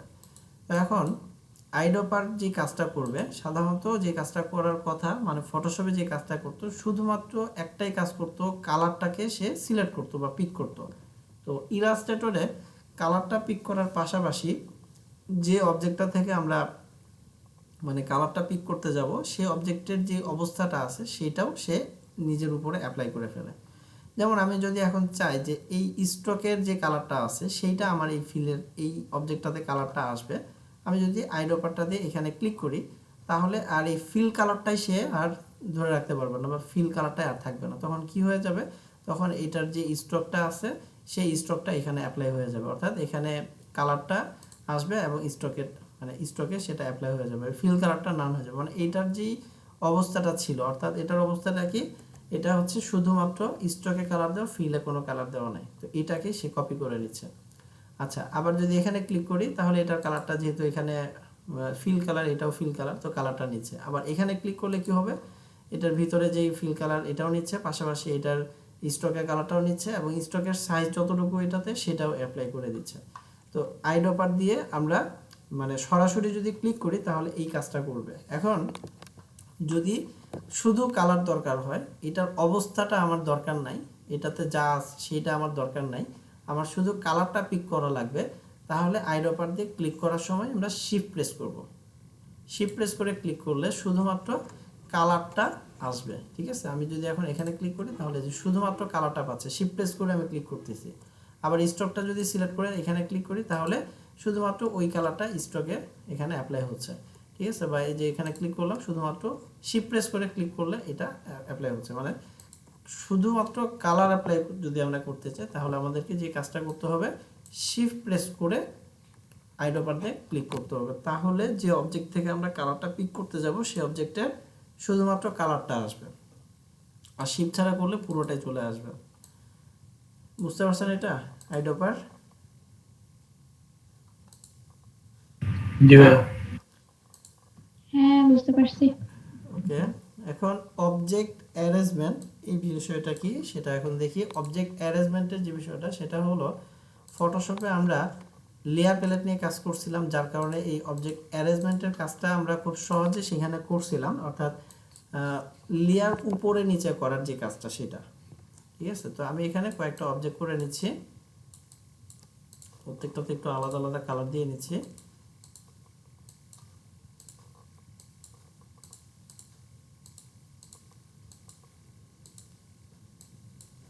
আচ্ছা, তো এখন সবার প্রথমে আমরা যে অবজেক্টটা করব সেটা স্বাভাবিকভাবে নিচে থাকবে, তারপরে যে অবজেক্টটা করছি তার উপরে আছে, তারপরেরটা তার উপরে, তারপরেরটা, এভাবে মানে আমরা লেয়ার প্যালেটের কথা যদি চিন্তা করি তাহলে কিন্তু মানে একটা একটা করে লেয়ার নিলে নিচ থেকে উপরের দিকে লেয়ারগুলো যায়। ঠিক আছে, আর নিচের লেয়ারগুলোতে কি হয়, নিচে যেটা থাকবে সেটা উপরের লেয়ার দিয়ে, উপরের লেয়ারের অবজেক্ট যদি বড় হয় সেটা দিয়ে ঢেকে যাবে, এটাই স্বাভাবিক। তো আমরা তখন যেটা করছিলাম ফটোশপে, যে লেয়ার প্যালেটে লেয়ারগুলোকে উপর থেকে নিচে বা নিচ থেকে উপরে টেনে উপরে ওঠানো নামানো কাজগুলো আমরা করছিলাম। বাট ইলাস্ট্রেটরে আমরা যেহেতু আমরা শুরুতেই বললাম যে আমাদের লেয়ার প্যালেটের প্রয়োজনীয়তাটা খুবই কম, তো যার কারণে আমরা এখানে কি করব, এখানে আমরা এই অবজেক্ট অ্যারেঞ্জমেন্টের যে শর্টকাট ব্যবহারটা আছে, শর্টকাট কির যে ব্যবহারটা আছে সেটা আমাদেরকে এখানে করতে হবে। তো এটার শর্টকাট কিটা কোথায় আছে সেটা একটু দেখাচ্ছি। যেমন রাইট মাউস ক্লিক করলে আমরা এখানে অ্যারেঞ্জ পাবো, অ্যারেঞ্জের ভিতরে এখানে দেখেন 4টা অপশন আছে। তো কোনটার কি কাজ একটু বুঝাই দেই। যেমন প্রথমটা আছে হচ্ছে ব্রিং টু ফ্রন্ট, এর মানে হচ্ছে যে এ আছে হচ্ছে এখন নিচ থেকে যদি চিন্তা করেন তাহলে 2 নম্বরে, এর উপরে আছে হচ্ছে আরো 3টা। তো আমি যদি ব্রিং টু ফ্রন্ট দেই তাহলে সবার উপরে একেবারে চলে আসবে, মানে এক লাফে সবার উপরে চলে আসবে। যেমন আর শর্টকাট কিটা পাশে দেওয়া আছে শিফট কন্ট্রোল থার্ড ব্র্যাকেটের শেষের পয়েন্টটা দেখেন, একবার দিলাম এই সবগুলোকে টপকে উপরে আসছে, আমি আন্ডু করে নিলাম কন্ট্রোল জেড দিয়ে। আচ্ছা, এরপরটা ব্রিং ফরওয়ার্ড, এটা হচ্ছে কন্ট্রোল থার্ড ব্র্যাকেটের শেষের পয়েন্টটা। ব্রিং ফরওয়ার্ডের মানে হচ্ছে এক স্টেপ উপরে উঠবে। ঠিক আছে, যেমন এক স্টেপ এটা উপরে উঠছে, যে এটার উপরে উঠছে, আরেকবার দিলে লালের উপরে উঠবে, আরেকবার দিলে এই নীলের উপরে উঠবে। আচ্ছা, এরপরে যেটা আছে এটা হচ্ছে সেন্ড ব্যাকওয়ার্ড।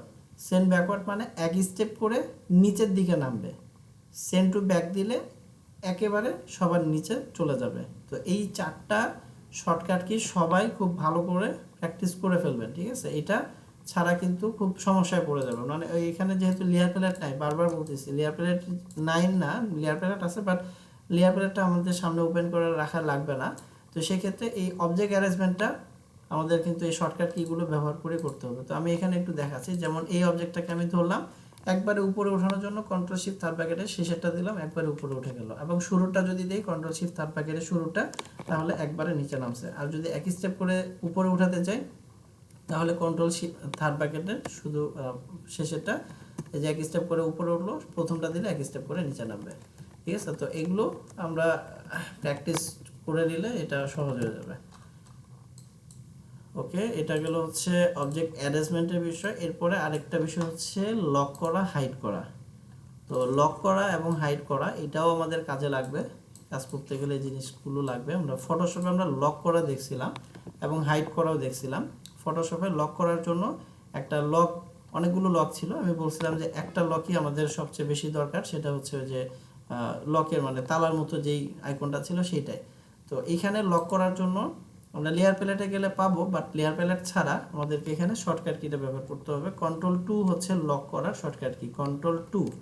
যেমন আমি এই অবজেক্টটা সিলেক্ট করে লক করে দিচ্ছি, কন্ট্রোল 2 প্রেস করছি, এটা লক হয়ে গেছে, এটাকে ধরা যাচ্ছে না, বাকি সবগুলো এখানে ধরা যাচ্ছে।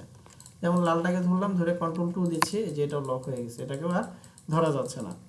তো কন্ট্রোল 2 দিলে হচ্ছে লক, আর আনলক করার জন্য কন্ট্রোল অল্টার 2। কন্ট্রোল অল্টার 2 দিলে যতগুলো অবজেক্ট লক করা থাকবে সবগুলো আনলক হয়ে যাবে। ঠিক আছে, যে এখন এটা ধরা যাচ্ছে। আর হাইড করার জন্য আমরা ফটোশপে ওই লেয়ার প্যালেটে লেয়ারের যে বাম পাশে একটা আয়ের মতো ছিল, চোখ ছিল, সেটা অফ অন করলে হাইড হতো। তো এখানে হাইড করার জন্য হচ্ছে কন্ট্রোল 3। কন্ট্রোল 3 দিলে এটা হাইড হয়ে যাবে, যে অবজেক্টটাকে ধরে কন্ট্রোল 3 দিবেন সেটা হাইড হয়ে যাবে। ঠিক আছে, এখানে কিন্তু ডিলিট হয় না, সবগুলো আছে, দেখা যাচ্ছে না কারণ এগুলোকে হাইড করে দিছি। তো এটা আমি যদি কন্ট্রোল অল্টার 3 দিই সবগুলো আবার চলে আসবে। অর্থাৎ কন্ট্রোল 2 তে লক, কন্ট্রোল অল্টার 2 তে আনলক, কন্ট্রোল 3 তে হাইড, কন্ট্রোল অল্টার 3 তে হচ্ছে শো। ঠিক আছে, তো এই শর্টকাট কিগুলো আমরা মনে রাখবো বা প্র্যাকটিস করার সময় এগুলো আমরা ব্যবহার করব। আর ফাইনালি লাস্ট যে বিষয়টা সেটা হচ্ছে ডকুমেন্ট সেভ করা। তো সেভ করার জন্য ফাইল থেকে আমরা যাব হচ্ছে সেভ বা কন্ট্রোল এস। তো কন্ট্রোল এস দেওয়ার পরে সেভ করতে গেলে আমরা এখানে একটু ফাইলের ভিতরে আসি। তো ফাইলের নেম সেটা কি দিবেন সেটা এখানে আবার দেওয়ার অপশন আসছে। এরপরে সেভ এস টাইপ, এই সেভ এস টাইপের ভিতরে অনেকগুলো ফরম্যাট দেওয়া আছে। তো ইলাস্ট্রেটরের মেন ফাইলের ফরম্যাটটা হচ্ছে অ্যাডোব ইলাস্ট্রেটর বা এক্সটেনশনটা থাকবে হচ্ছে .ai। .ai মানে হচ্ছে অ্যাডোব ইলাস্ট্রেটর, এটা হচ্ছে ইলাস্ট্রেটরের মেন ফাইল, পাশাপাশি ইপিএস ফাইল, এসভিজি ফাইল এগুলো হচ্ছে আপনার ভেক্টর ফাইল বা মেন ফাইল হিসেবে কাজ করে। তো আমরা এআই ফাইলটাতে সবসময় সেভ করব। তো এখানে সেভে ক্লিক করার পর আরও একটা বক্স আসবে, এই বক্সের ভিতরে আবার এখানে ভার্সন সিলেক্ট করার অপশন আছে। তো এই যে ভার্সন সিলেক্ট করার যে অপশনটা আছে এইটার কারণটা হচ্ছে এটা কিন্তু ফটোশপে নাই। ফটোশপে যে কোনো ভার্সনেরটা যে কোনো ভার্সনে সাপোর্ট করবে, মানে অনেক আগের ভার্সনে যদি আপনি কাজ করেন সেটা আপডেট ভার্সনে ওপেন করলে ওপেন হবে, বা আপডেট ভার্সনের কাজ আগের ভার্সনে ওপেন করলেও সেটা ওপেন হবে। কিন্তু ইলাস্ট্রেটরে এই সমস্যাটা থাকে, মানে একটা সমস্যা হয়, সেটা হচ্ছে যে আমি যদি সিসি ভার্সনেরটা আমি যদি আগের ভার্সন মানে CS6 ভার্সনে ওপেন করতে চাই এটা ওপেন হবে না, ওপেন হলে সেখানে ফাইল মিসিং দেখাবে। বা যদি CS6 এরটা সিসিতে ওপেন করতে যাই সেটাও আপডেট মানে আপডেট ভার্সনে এটা ওপেন হবে না বা ফাইল মিসিং দেখাবে। ঠিক আছে, তো এই জন্য এই জিনিসটা তারা দিয়ে রাখছে যে ধরেন আপনি কাজ করলেন অ্যাডোব মানে ইলাস্ট্রেটর সিসিতে বা 2020 ভার্সনে কাজ করলেন, বাট ক্লায়েন্ট যখন সে এই ফাইলটাকে ক্লায়েন্টের কাছে আপনি দিবেন, সে ধরেন তার পিসিতে এখন ইনস্টল করা আছে অনেক আগের ভার্সন ইলাস্ট্রেটর 10 বা 9। তো এখন আপনি যদি এই আপডেটটা দেন সে কিন্তু এটাতে ওপেন করতে পারবে না। তো তখন আপনাকে কি করতে হবে, ক্লায়েন্টের কাছে আপনি জেনে আপনি তখন সেভ করার সময় এই ফরম্যাটটাতে বা এই ভার্সনটাতে সেভ করে দিবেন, তাহলে ক্লায়েন্ট তখন সেটা ওপেন করতে পারবে। বা প্রিন্ট করার সময় যদি এই মানে ভার্সনটা তার পিসিতে ওপেন করা থাকে বা ইনস্টল করা থাকে তাহলে সেটা ওপেন করতে পারবে। ঠিক আছে, তো এই জন্য এই ভার্সনের বিষয়টা এখানে দেওয়া আছে। তো আর আপনার কাছে অবশ্যই মেন ফাইল একটা আপনার যেই ফরম্যাটটা আছে বা যে ভার্সনটা আছে সেটাতে সেভ করবেন, কারণ আমি যদি এখনই আগের ভার্সনে সেভ করে দিই, সেভ করে আমি এখন ইলাস্ট্রেটর যেহেতু সিসি আপডেটটা ইউজ করতেছি এখানে ওপেন করতে গেলে আমার কাছে ওপেন হবে না। তো অবশ্যই মেন যেটা ফাইল আপনার কাছে একটা মানে এই ফাইলটা অবশ্যই আপনার মানে ভার্সন অনুযায়ী সেভ করে রাখবেন। ঠিক আছে, দেখুন সেভ দিলাম, এটা সেভ হয়ে গেছে। আর আমরা যদি জেপিজি পিএনজিতে সেভ করতে চাই তাহলে আমরা যাব হচ্ছে এক্সপোর্ট থেকে হচ্ছে এই যে এক্সপোর্ট অ্যাজ, এখান থেকে আমরা এই যে জেপিজি পিএনজি এগুলো পাবো। ঠিক আছে, এই যে জেপিজি সিলেক্ট করলাম, তারপর হচ্ছে এখানে একটা বিষয় হচ্ছে ইউজ আর্টবোর্ড, এটা হচ্ছে যদি টিক চিহ্নটা দিয়ে নেই তাহলে আমার পুরো আর্টবোর্ডটা সহ এটা সেভ হবে। মানে আর্টবোর্ডের ভিতরে মাঝখানে এই জিনিসটা আছে, এই ডিজাইনটা এটা এখানে থাকবে। আর যদি আমরা এটা সিলেক্ট না করি তাহলে শুধুমাত্র এইটার জন্য যতটুকু জায়গা দরকার ততটুকু সেভ হবে। আমি দুটাই করে দেখাচ্ছি, যেমন এক্সপোর্ট দিলাম এখানে, তারপরে হচ্ছে ওকে দিলাম। এখন দেখেন এটার চারপাশে যে জায়গাটা ছিল সেগুলো কিন্তু নাই। ঠিক আছে, এটা এখানে সাদা সাদা বোঝা যাচ্ছে না, আমি একটু ফটোশপ ওপেন করে দেখাচ্ছি। ঠিক আছে, এই যে এতটুকু মানে সব দিক থেকে বাদ দিয়ে এতটুকু রাখছে। আমরা যদি সেভ করার সময় এক্সপোর্ট থেকে যখন আমরা সেভ করব তখন যদি ইউজ আর্টবোর্ডটা দিই, দেওয়ার পরে সেভ করি তাহলে আমাদের পুরো আর্টবোর্ডটা জুড়ে এটা সেভ হবে। এই যে এটা পুরোটা জুড়ে সেভ হয়েছে। ঠিক আছে, এখানে এটাও বোঝা যাচ্ছে না, সাদা সাদা মিলে গেছে, এখানে ওপেন করলে এই যে বুঝতে পারবেন। ওকে, আজকে যে বিষয়গুলো ছিল বুঝতে পারছেন সবগুলো বিষয়।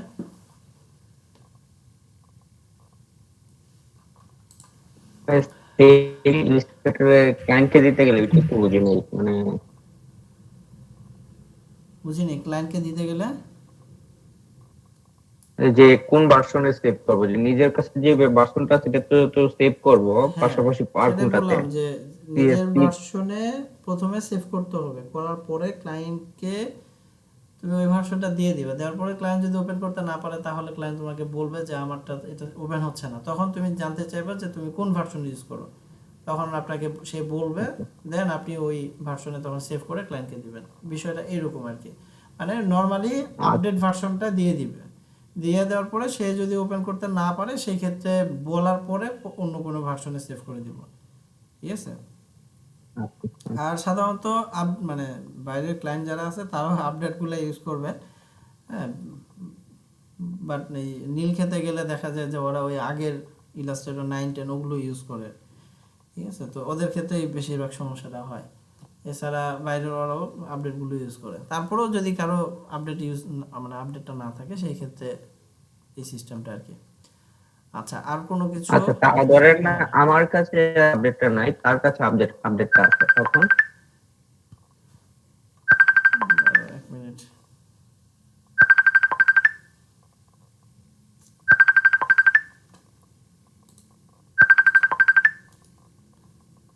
হ্যাঁ, তোমার কাছে আপডেটটা নাই, ক্লায়েন্টের কাছে আপডেটটা আছে। আচ্ছা, হ্যাঁ। তো এই ক্ষেত্রে এখন তোমার যেটা আছে সেটাতে সেভ করে ক্লায়েন্টকে দিতে হবে। আর ক্লায়েন্ট যদি আপডেট ভার্সন ইউজ করে থাকে তার ক্ষেত্রে সেটা ওপেন হবে না, ঠিক আছে। তো তখন অন্য ফরম্যাট যেগুলো আছে, ইপিএস ফরম্যাট, এসভিজি ফরম্যাট, অন্য ফরম্যাটে তাকে সেভ করে দিতে হবে, বা পিডিএফ ফাইল দিলেও কাজ হবে। তো আপডেটটা তোমার কাছে তো অবশ্যই থাকবে, তুমি ডিজাইনের মানুষ, তোমার কাছে আপডেটটা যদি না থাকে তাহলে হবে, ঠিক আছে। নিজেরটা সবসময় আপডেট করে রাখতে হবে। প্রত্যেক বছর তাদের নতুন নতুন ভার্সন আসে, আর প্রত্যেক বছরই তারা সিসিএ যে 2020, তারপর 2021 ছিল, এখন 2022 আসছে, প্রত্যেক বছরই তারা নতুন কিছু অল্প কিছু ফাংশন অ্যাড করে, কিছু আগেরগুলো বাদ দেয়, এভাবে করে তারা আপডেট করে। আর এই আপডেটগুলো পাওয়া যায়, ঠিক আছে। আমি যে আপডেটগুলো আমার কাছে আছে, মানে নেটে সার্চ দিলে এগুলো খুঁজে পাবো আর কি, সমস্যা নেই। তো তোমার কাছে অবশ্যই আপডেটটা রাখতে হবে, ঠিক আছে, যেন ক্লায়েন্টের কাছ থেকে, মানে ক্লায়েন্টের থেকে তুমি আবার ব্যাকডেটেড না হয়ে যাও। ডিজাইনার কাজ করতে গেলে নিজেরটা আপডেট থাকতে হবে। আচ্ছা, আর কারো কোনো কিছু জানার আছে বা কোনো সমস্যা আছে, কোনো কিছু রিপিট করতে হবে? না হলে এখন আমি ইয়েতে দেখাবো, আজকের হোমওয়ার্ক হিসেবে কি আছে সেটা আমি এখন দেখাই দিব।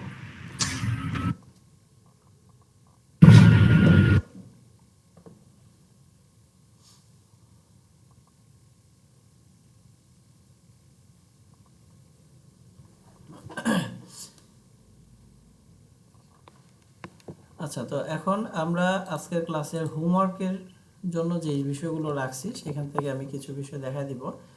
তো আজকে থেকে আমরা একটা বিষয়ে আমরা শিখতে যাচ্ছি, সেটা হলো যে ইলাস্ট্রেটরে আমরা মানে আজকে তো প্রথম ক্লাস করলাম, তো আমাদের প্রত্যেকটা ক্লাসেই একটা প্র্যাকটিস থাকবে, সেটা হচ্ছে ট্রেস করা, ঠিক আছে। ট্রেস করা মানে হচ্ছে যে আমরা একটা জিনিস, একটা ডিজাইন হোক বা একটা যে কোনো কিছু হোক, দেখে দেখে সেইটা আমরা তৈরি করার চেষ্টা করব, ঠিক আছে। আমরা মানে হাতের লেখা সুন্দর করার জন্য আমরা কি করতাম, একজন লিখে দিত, ভালো একটা লাইন লিখে দিত, ওইটাকে দেখে দেখে আমরা পুরোটা লেখার চেষ্টা করতাম।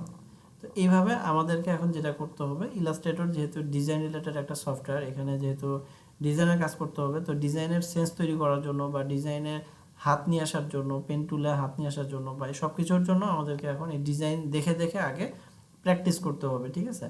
তো আমরা আজকে যে ডিজাইনের কাজগুলো করব, এখানে এই যে কিছু ফ্রুটসের আমি ছবি নামায় রাখছি, তো এগুলো আমরা এখন একটু করে দেখব, দু একটা আমি করে দেখাবো। তো এগুলো আপনাদের হোমওয়ার্ক থাকবে। আর ফার্স্টের ক্লাস হিসাবে আমি কিছু সহজ, একেবারে খুব সহজ লেভেলের যে কাজগুলো, হ্যাঁ, এই ধরনের কিছু আমি এখানে ছবি রাখছি। আস্তে আস্তে এই জিনিসগুলো আরও একটু কঠিনের দিকে যাবে। তো ফার্স্টে যদি কঠিন দিয়ে দেয় তাহলে একটু সমস্যা হয়ে যাবে, যার কারণে একেবারে সহজ জিনিসগুলো দিয়ে আমি এখানে জিনিসটা মানে হোমওয়ার্কের জন্য এটা রাখছি। তো আমি ফার্স্টে এই যে ম্যাঙ্গোটা আমি আপনাদেরকে একটু করে দেখাচ্ছি। তো এগুলো করার জন্য আপনি জাস্ট এটাকে ওপেন করে নেবেন, নেওয়ার পরে ছোট করে নিচ্ছি, নেওয়ার পরে এখন এটাকে Ctrl+2 দিয়ে লক করে নিচ্ছি। আচ্ছা, এখানে আরেকটা বিষয় একটু বলি, সেটা হলো যে ফটোশপ আর ইলাস্ট্রেটর সফটওয়্যারের মধ্যে বেসিক্যালি পার্থক্যটা কি, এটা শুরুতে বলার দরকার ছিল, তো শুরুতে মনে ছিল না, একবার এখন একটু বলে নিচ্ছি। এই দুইটা সফটওয়্যারের মধ্যে মূল যে পার্থক্য সেটা হলো, ফটোশপটা হচ্ছে রাস্টার গ্রাফিক্স আর ইলাস্ট্রেটরটাকে বলা হচ্ছে ভেক্টর গ্রাফিক্স। রাস্টার গ্রাফিক্স আর ভেক্টর গ্রাফিক্স জিনিসটা হচ্ছে, রাস্টারটা হচ্ছে যেখানে হচ্ছে পিক্সেল নিয়ে কাজ করা হয়, অর্থাৎ ফটোশপে আমরা কোনো কিছু জুম করলে আমরা পিক্সেল দেখতে পাইতাম, যেমন যে এখানে যদি জুম করি, যে এখানে যে পিক্সেলগুলো দেখা যাচ্ছে, ঠিক আছে, জুম করলে এটা ফেটে যায় বা পিক্সেল দেখা যায়। তো ইলাস্ট্রেটরে এখানে কিন্তু এই যে ভিতরে কিন্তু দেখা যাচ্ছে না, বাট এই যে এই কালারের লাস্টে এগুলো কিন্তু আমরা পিক্সেল দেখতে পাচ্ছি। তো ফটোশপে যে কাজগুলো হয় সেগুলো হচ্ছে মূলত পিক্সেল দিয়ে তৈরি করা, আর ইলাস্ট্রেটরে যে কাজগুলো এগুলো হচ্ছে ভেক্টর, অর্থাৎ এগুলো সব পাথ দিয়ে করা হয়। তো মানে রাস্টার গ্রাফিক্স আর ভেক্টর গ্রাফিক্সের মধ্যে পার্থক্যটা হচ্ছে যে রাস্টার জিনিসটা যখন ছোট থেকে বড় করা হয় তখন কিন্তু সেটা ফেটে যায়। যেমন এই ছবিটা হচ্ছে একটা জেপিজি ফাইল, এটাকে আমরা যদি অনেক বড় করি তখন এটা কিন্তু ফেটে যাবে, ঠিক আছে, এটা ছবিটা আরো বেশি পরিমাণে নষ্ট হয়ে যাবে। আর ইলাস্ট্রেটরে যখন আমরা এই জিনিসটাকে ড্রয়িং করব বা তৈরি করে ফেলবো, করার পরে আমাদের যে মেন ফাইলটা থাকবে সেটা হচ্ছে আমাদের ভেক্টর। আর এই ভেক্টর ফাইলটা আমরা যত বড় করি না কেন এটা কোনো ধরনের কোনো পিক্সেল সেখানে দেখা যাবে না। তো এই হচ্ছে রাস্টার আর ভেক্টরের মধ্যে পার্থক্য। তো এখন এটা আমি করে দেখাচ্ছি। এটা করার জন্য ফার্স্টে আমরা এখানে কন্ট্রোল 2 দিয়ে এটাকে লক করে নিব যেন এটা নড়াচড়া না করে, ঠিক আছে, এটা নড়াচড়া যেন না করে জন্য লক করে দিলাম। এখন আমরা এটা পেন টুল দিয়ে ফার্স্টে পাথ করব, পাথ করার পরে এটা আমরা পাথটাকে ডান দিকে নিয়ে আসবো। আপনারা এবিসিডি যেভাবে করছেন একই জিনিস এখানে করা লাগবে, ঠিক আছে, এবিসিডির মতো এখানে পেন টুল দিয়ে এই জিনিসগুলো করতে হবে। তো আমি এখানে পেন টুল নিচ্ছি। তো এবিসিডি করার সময় কিন্তু এখানে শুধুমাত্র পাথ করে ডান পাশে নিয়ে আসে সিলেকশন করে কালার দিয়েছিলেন। এই ক্ষেত্রে যে কাজটা করা লাগবে, যেমন এখানে কিন্তু পাথ একটা দুইটা করলে হবে না, অনেকগুলো পাথ করা লাগবে, ঠিক আছে, যেমন এখানে অনেকগুলো পাথ আছে। তারপরে এই সবগুলো পাথকে আবার ডান দিকে নিয়ে আসা লাগবে। এক একটা পাথে আবার এক এক রকম কালার হবে, সবগুলো কিন্তু কালার এক না, ঠিক আছে। তো এবং উপরে নিচের একটা বিষয় আছে, কোনোটা উপরে থাকবে কোনোটা নিচে থাকবে। তো এই জিনিসগুলো এই কাজ করতে করতে ঠিক হয়ে যাবে। যেমন এখানে ফার্স্টে যদি আমরা পাতাটা বাদ দিয়ে যদি শুধু ম্যাঙ্গোটার দিকে তাকাই, তাহলে এখানে দেখেন ম্যাঙ্গোতে সব মিলে হচ্ছে 3টা কালার, মানে ব্যাকগ্রাউন্ডটা এটা পুরোটা মিলে একটা, এর উপরে এখানে আর একটু গাঢ়, এখানে একটু হালকা লাইট। হ্যাঁ, তাহলে এই যে উপরের যে দুটা আছে আমরা কিন্তু উপরের দিকে এই দুটাকে রাখবো, অর্থাৎ প্রথমে আমরা পাত করব হচ্ছে নিচেরটা, তারপরে এই উপরের দুইটা, তারপরে আসবে এটা এবং তারপরে থাকবে হচ্ছে এইটা। তো এই উপরে নিচের বিষয়টা আপনি ফার্স্টে পাত করার শুরুতেই যদি একটু খেয়াল না করেন তাহলে কিন্তু একটু ঝামেলায় পড়ে যাবে, যখন কালার দিতে যাবেন তখন একটু সমস্যা হয়ে যাবে। আচ্ছা, আর পাত করার সময় আমরা স্ট্রোকে কালার নিব, ফিল কালারটা অফ রাখবো এবং স্ট্রোকে যে কোনো একটা কালার নিয়ে কাজ করব। আমি এখানে ব্ল্যাক কালারটাই নিয়ে নিচ্ছি।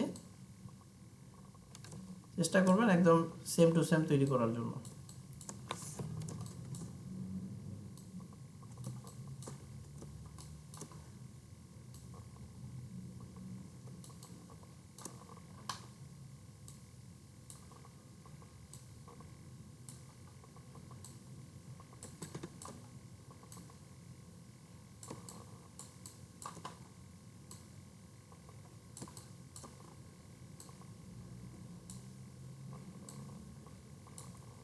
একদম শুরুতে এসে এখানে আমি মিলাই দিচ্ছি।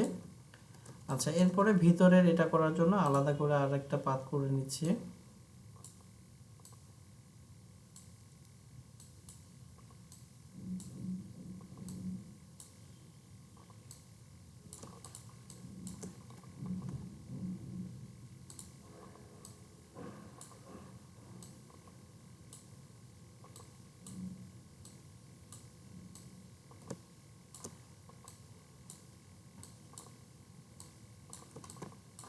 আচ্ছা, এরপরে এখানে একটা আছে,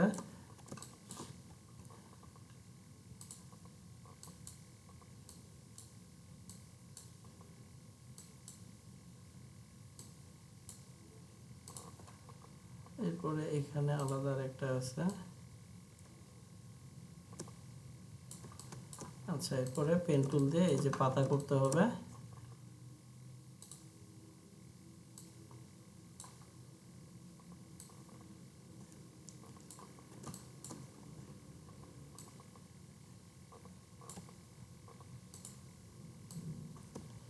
পেন টুলের ব্যবহার আগে যারা ভালো করে প্র্যাকটিস করছেন তাদের জন্য কিন্তু এটা ইজি হবে, আর যারা ফাঁকি দিয়েছেন তাদের ক্ষেত্রে কিন্তু এখন একটু কষ্ট হয়ে যাবে।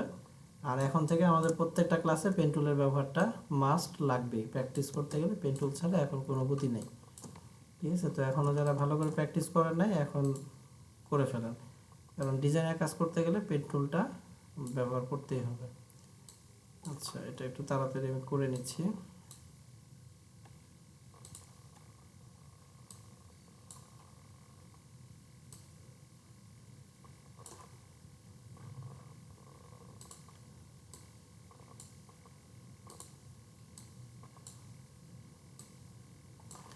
আচ্ছা, এখানে আপাতত আমি একটা পাতাকেই কপি করে দিই। ঠিক আছে, আপাতত এরকমই থাকুক, ছোট বড়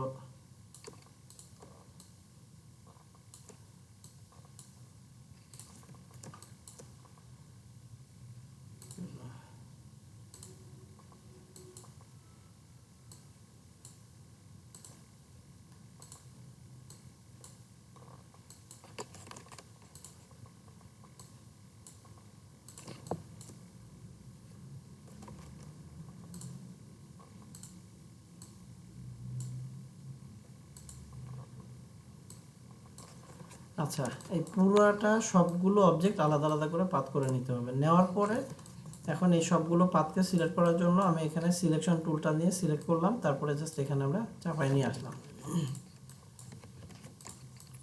ঠিক আছে, নিয়ে আসার পরে আমরা এখন কালার দিব। তো কালার দেওয়ার জন্য একটা একটা করে অবজেক্ট ধরে কালার দিতে হবে আইড্রপার দিয়ে। যেমন আমি ফার্স্টে এই অবজেক্টটাকে ধরলাম, ধরার পরে আইড্রপার নিচ্ছি, নিয়ে এখানে ক্লিক করলাম, তাহলে এই কালারটা এখানে পুরোটাতে চলে আসছে। তো আইড্রপারের শর্টকাট কি হচ্ছে শুধু আই, সিলেকশন টুলের শর্টকাট কি শুধু ভি। তো আমি এখন শর্টকাট কি দিয়ে এই দুটো টুল সিলেক্ট করে নিব। তারপরে এখন এটাকে সিলেক্ট করলাম, আইড্রপারটা নিয়ে এখানে ক্লিক করলাম, তারপরে সিলেকশন টুল দিয়ে এটা সিলেক্ট করে নিলাম, আইড্রপার দিয়ে এটাতে ক্লিক করলাম, কালার দিলাম, তারপরে এখানে এইটা কালার, এই কালার, এটা হচ্ছে পাতা। আর এই যে ভিতরে সবগুলো, এই সবগুলোকে আমি একসাথে এইভাবে ধরে নিচ্ছি। নেওয়ার পরে আমার এখন যেগুলো দরকার সেগুলোকে আমার মানে ধরেন এখন এইভাবে সিলেক্ট করলাম, আমার তো পাতাটাও সিলেক্ট হয়ে গেছে, মানে ব্যাকগ্রাউন্ডে সবুজ কালারটাও সিলেক্ট হয়েছে, আমটাও সিলেক্ট হয়েছে। তো সিলেক্ট হওয়ার পরে আমরা আবার চাইলে এগুলোকে বাদ দিতে পারবো। হ্যাঁ, সেই ক্ষেত্রে শিফট প্রেস করে ক্লিক করলে এগুলো বাদ হয়ে যাবে। এই যে শিফট প্রেস করে ক্লিক করলাম, সেগুলো আবার বাদ হয়ে গেল, অর্থাৎ সিলেকশনের বাইরে চলে গেল, ডিসিলেক্ট হয়ে গেল। তো এই যে ফাইলটা, এটা কিন্তু ভেক্টর ফাইল, আর ভেক্টর ফাইলে কোনো পিক্সেল থাকে না। ঠিক আছে, যে কোনো পিক্সেল নাই, এবং এটা যত বড় করে প্রিন্ট করা হোক না কেন, এটা কোনো ফাটাফাটি বা মানে কোনো পিক্সেলের কোনো কিছু দেখা যাবে না। তো এইভাবে আপনারা এখন যে কাজটা করবেন, যে এটা দেখে দেখে মানে যতগুলো আছে সবগুলো ট্রাই করবেন। ঠিক আছে, এখানে যে কয়েকটা আমি দিয়ে দিব, এগুলো সবগুলো ট্রাই করবেন। নেক্সট ক্লাসে আমরা আরও কিছু ট্রাই করবো ইনশাআল্লাহ। তো আজকের ক্লাস এ পর্যন্তই থাকলো।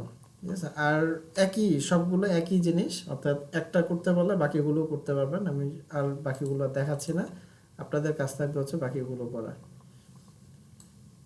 ঠিক আছে, আজকে কি কি অবস্থা আপনাদের বলেন? ভিডিওটা অফ করে নেই।